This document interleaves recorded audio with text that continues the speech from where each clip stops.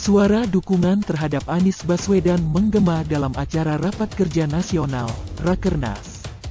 Partai Nasdem setiap kali pengurus wilayah partai itu menyebutkan nama Gubernur DKI Jakarta tersebut. Di antara peserta Rakernas ada juga yang meneriakkan nama Anies sebagai calon presiden 2024. Nama Anies yang paling banyak diusung oleh Dewan Pengurus Wilayah, DPW, Nasdem dalam Rakernas Nasdem di Jakarta Convention Center, JCC, Senayan, kemarin. Dari 34 DPW, tercatat 32 pengurus wilayah merekomendasikan Anies sebagai calon presiden 2024. Hanya DPW Papua Barat dan Kalimantan Timur yang tak mengusung mantan Menteri Pendidikan tersebut.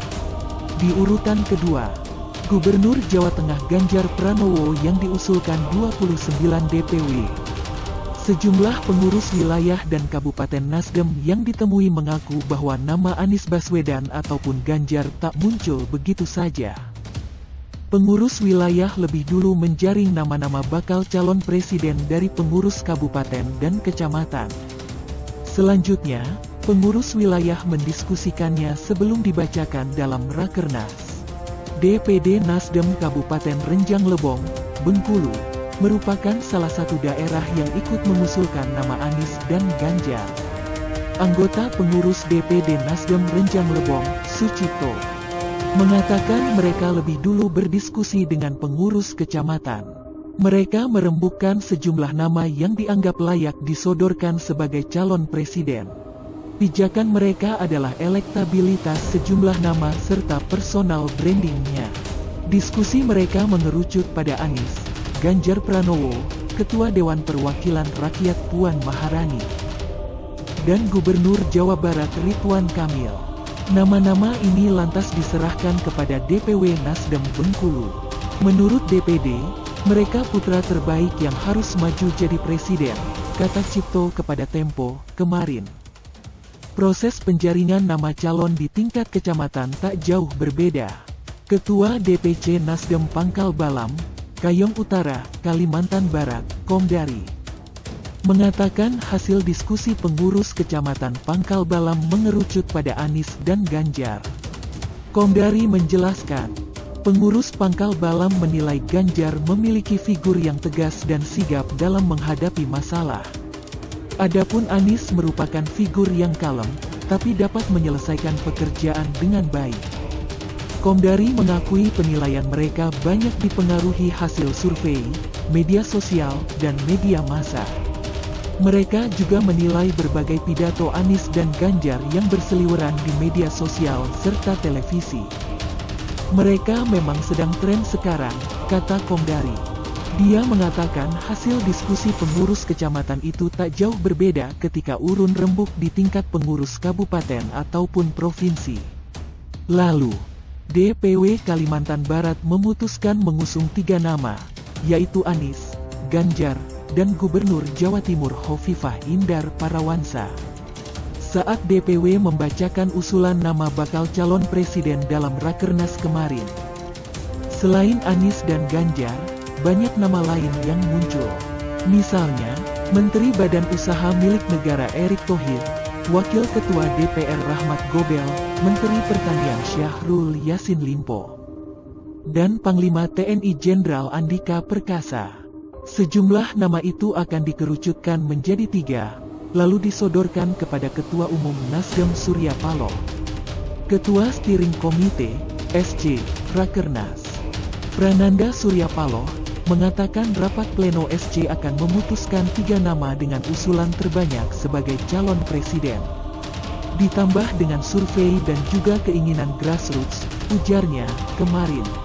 Sekretaris Jenderal Nasdem, Johnny Gerard Plate, menambahkan, 3 nama calon presiden hasil Rakernas yang diajukan ke Ketua Umum Nasdem bisa saja di luar usulan DPW.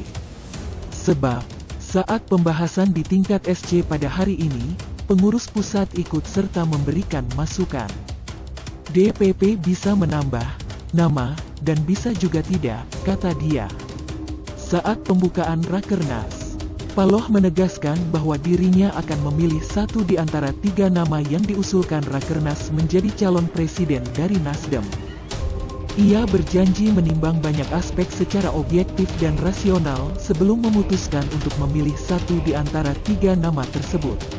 Ia mengatakan dirinya akan menjajaki ketiga nama itu lebih dulu.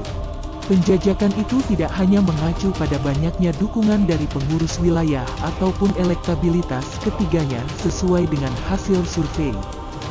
Pada dasarnya pembobotan yang dicalonkan itu sama, kata Paloh.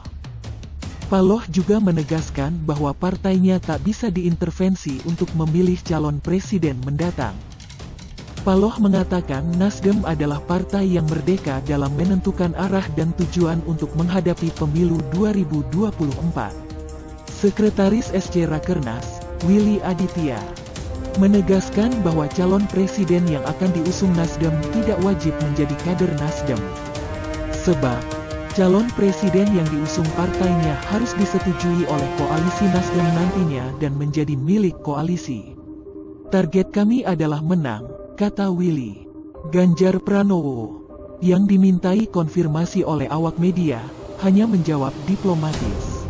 Ia menegaskan bahwa dirinya merupakan kader PDIP. Partainya PDIP, markasnya PDIP. Kami kan kader PDIP, kata Ganjar, kemarin. Direktur Eksekutif Parameter Politik Indonesia, Adi Prayitno, berpendapat, Nasdem berada dalam posisi dilema untuk mengusung Anies ataupun Ganjar. Misalnya, kata Adi, pemilih Nasdem di Jakarta banyak yang anti Anies saat pemilihan kepala daerah DKI Jakarta pada 2017.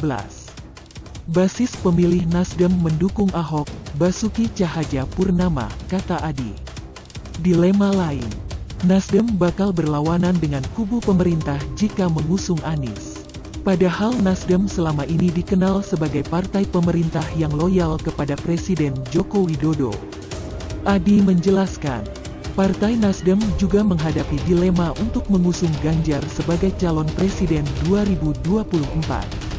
Sebab, Ganjar merupakan kader Partai Demokrasi Indonesia Perjuangan, yang tentu tak mudah meninggalkan partainya.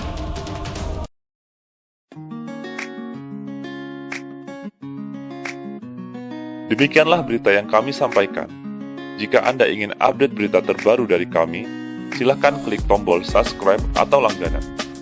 Dan Anda boleh juga untuk men-share atau membagikan berita ini kepada teman-teman Anda yang lain. Terima kasih, sampai jumpa.